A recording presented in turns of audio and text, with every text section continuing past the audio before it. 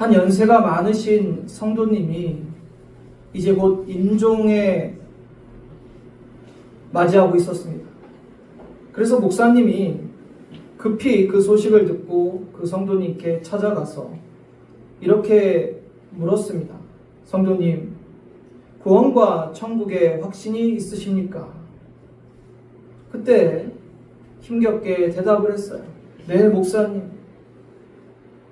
그러면 성도님은 하나님과 화평을 이루셨습니까?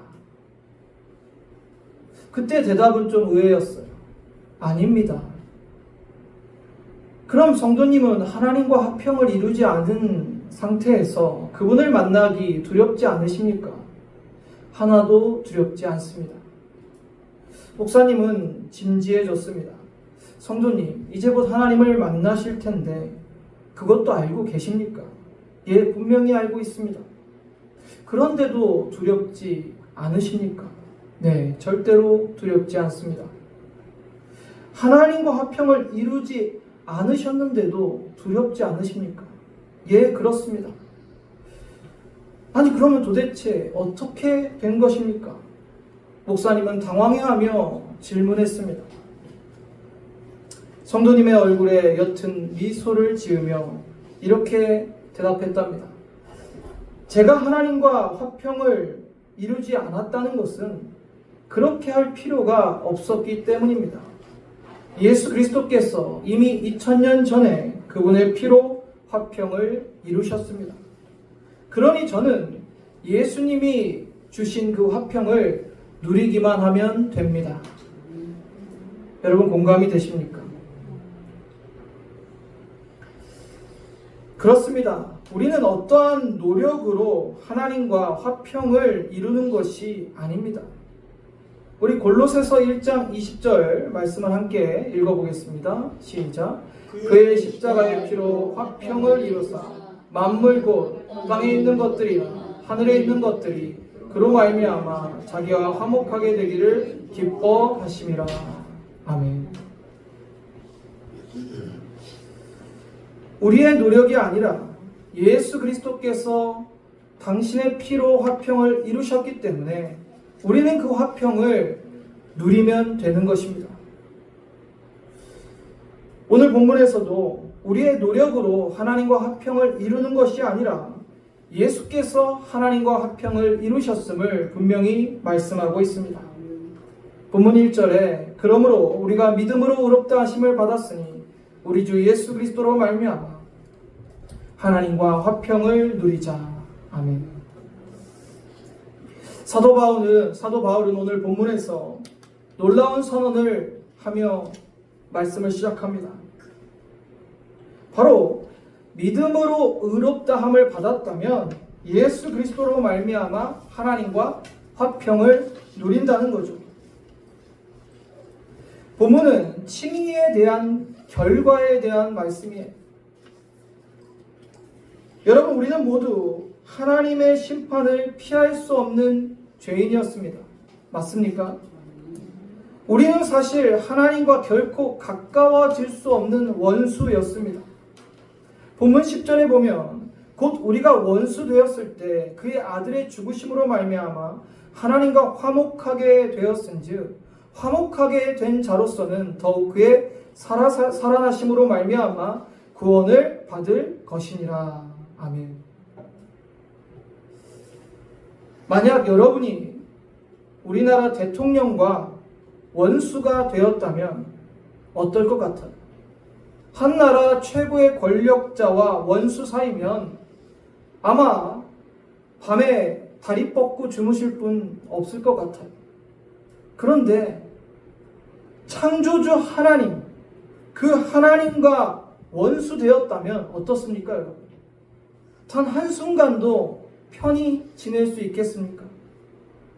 창조주 하나님 앞에서 우리는 정말 먼지와 티끌 같은 존재인데 그러한 존재가 하나님과 원수까지 되었다니 단 한순간도 편히 살 수 없을 것입니다. 평안이라는 것은 절대 우리에게 있을 수가 없겠죠. 그런데 우리가 예수님을 믿는 순간 놀라운 기적이 일어납니다. 바로 우리 인간 쪽에서 어떠한 노력이나 방법으로 얻을 수 없었던 그 화평, 평화를 예수 그리스도께서 십자가에서 이루시고 우리에게 선물과 같이 주신 것입니다. 그래서 우리는 예수님을 통해서 하나님과 화목하게 된 것입니다. 이것이 진짜 은혜예요, 여러분. 이 은혜가 여러분 안에 늘 감격돼야 되고 감사함으로 하나님께 늘 내 마음이 드려져야 돼요. 당연한 것이 아닙니다. 누가 그러죠? 복음은 공짜라기보다는 값을 매길 수 없기 때문에 값이 없는 거예요. 어떻게 예수님의 희생과 그 십자가가 값을 매길 수 있겠어요? 값을 매길 수 없기 때문에 값이 없는 거예요. 그 은혜가 저와 여러분에게 지금 있는 것입니다. 하나님과 화평할 수 없었던 원수된 우리가 우리 주님을 통해서, 우리 예수님을 통해서 이루어진 것입니다. 그리고 이제 우리는 하나님의 사랑받는 자녀가 되었어요. 얼마나 행복합니까, 여러분? 하나님의 자녀된 것보다 더 좋은 일이 있을까요? 더 기쁜 일이 있을까요? 저는 가끔 제가 하나님의 자녀라는 걸 생각하면 너무너무 행복해요. 여러분 어떻습니까? 하나님의 자녀라는 것, 내 아버지가 하나님이시라는 것 생각해 보세요. 얼마나 행복합니까? 정말 하나님의 진노가 쏟아져야 될 원수된 나에게 어떻게 이런 은혜가 임할 수 있습니까? 아버지와 자녀 관계를 한번 생각해 보세요. 부모는요, 자녀를 위해서 뭐든지 다 해줄 거예요. 뭐든지 다 해주고 싶은 거예요. 우리 지우, 지아가 와 있는데 얼마나 사랑스러워요. 부모님은 저 어린 아이들을 보면서 뭐라도 더 해주고 싶을 거예요. 하나라도 더 사랑을 더 주고 싶을 거예요.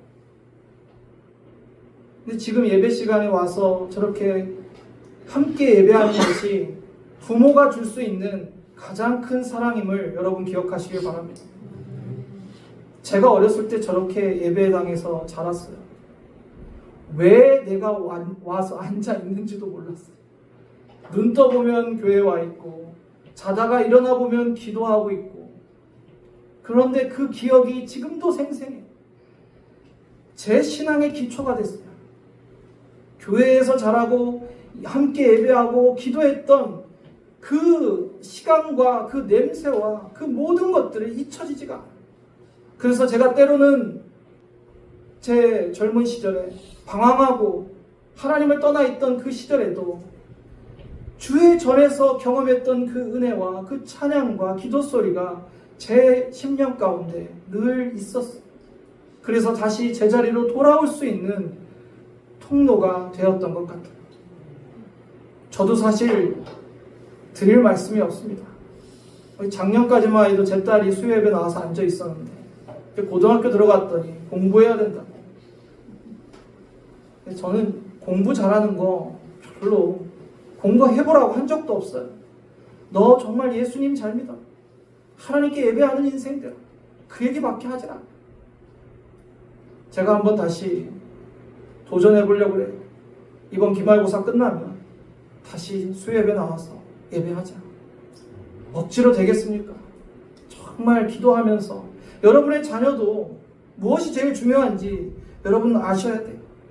네가 하나님과 원수되었는데 예수 그리스도의 그 십자가의 한량없는 은혜로 구원받았다면 너에게는 하나님의 평강과 평화가 있을 것이고 너는 하나님의 자녀다. 그럼 너의 인생의 목적이 무엇이냐? 하나님께 영광 돌리고 하나님께 예배하는 것이 아니냐고 가르치셔야 될 거 아니에요.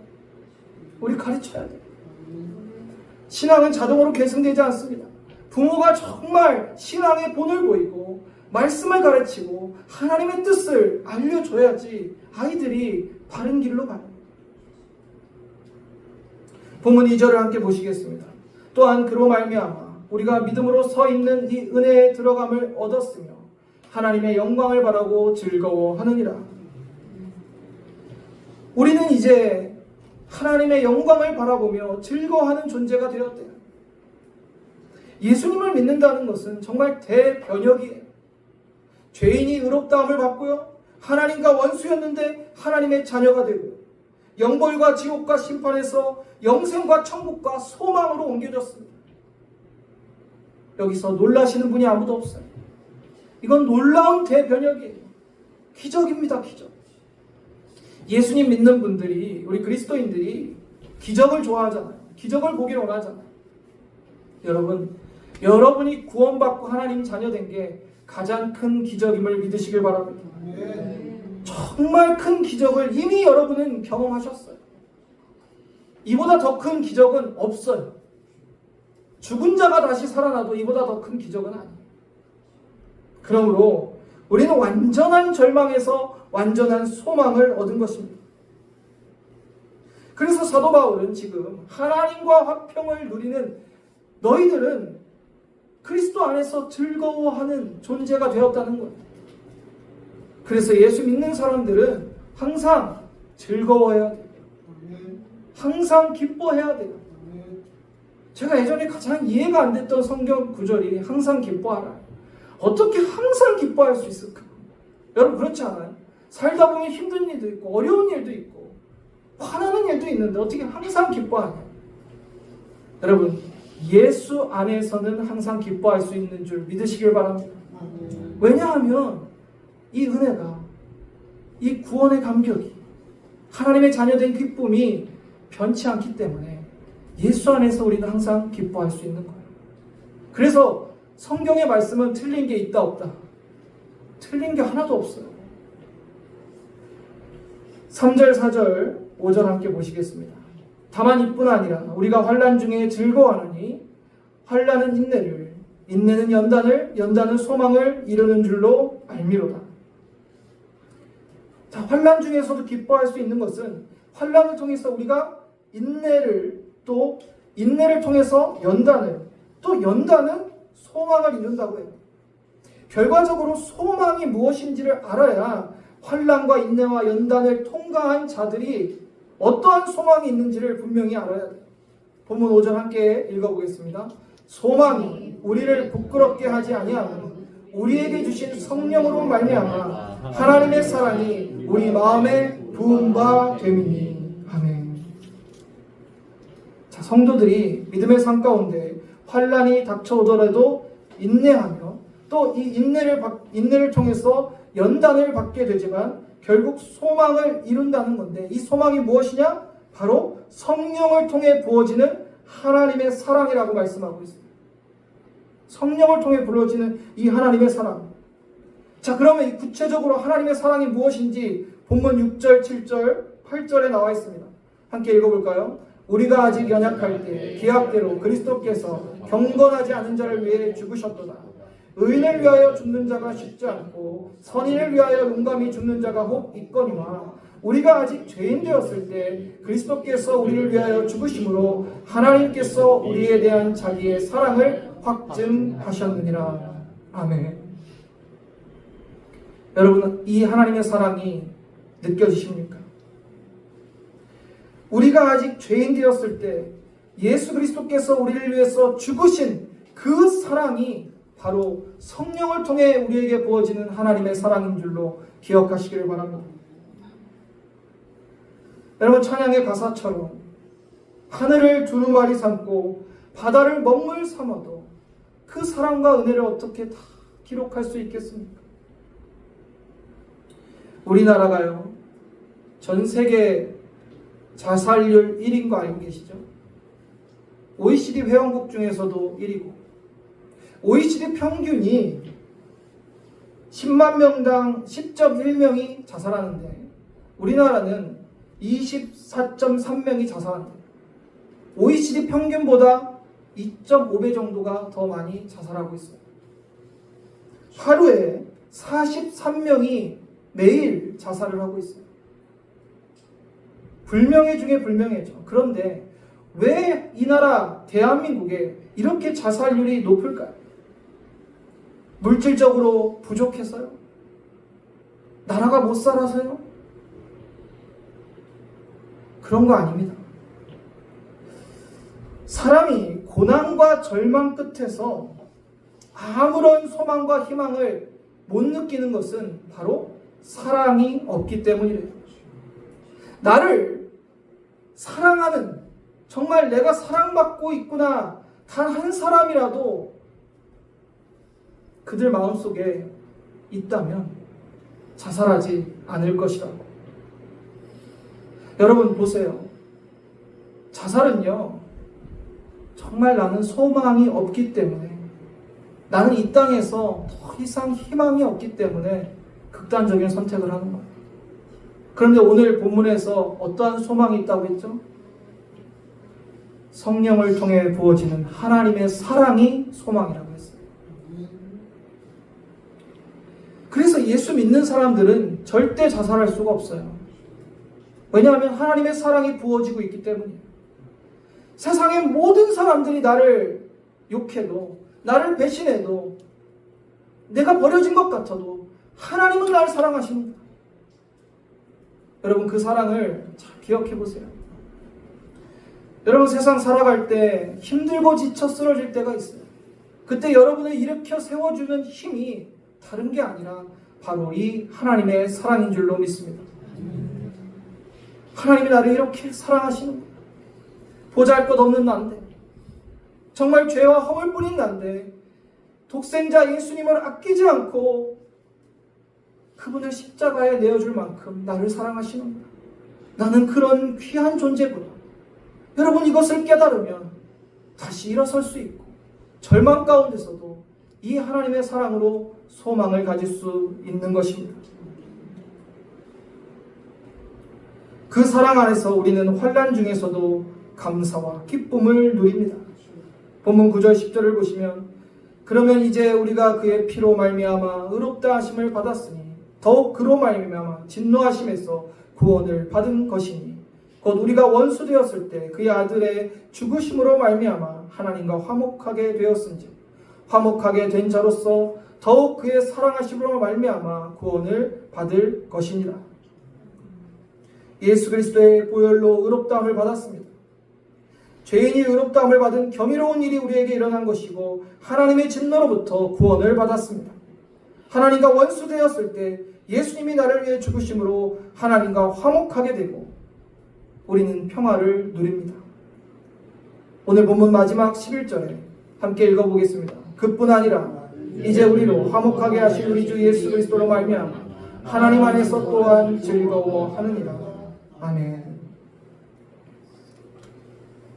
여러분 하나님 안에서 즐거워하시기를 바랍니다. 때로는 내 속을 뒤집어 놓는 사건들이 있을 수도 있어요. 내 마음에 비수를 꽂는 다른 사람의 말이 있을 수도 있어요. 그런데 여러분, 우리는 어떠한 환경을 만나도 어떠한 상황에 처해도 즐거워할 수 있는 것은 바로 하나님 안에서 하나님이 주신 화평과 그 평강이 있기 때문입니다. 이것이 우리 안에 없으면 늘 내가 예수를 믿어도 불평과 불만과 원망이 내 삶에 끊이지 않는 거예요. 다른 무엇이 더해져서 기쁘고 즐거운 것이 아니라 오늘 말씀하고 계시잖아요. 계속 말씀하는 게 무엇입니까? 바로 하나님과 원수 되었을 때 예수께서 죽으심으로 말미암아 화목하게 되었다.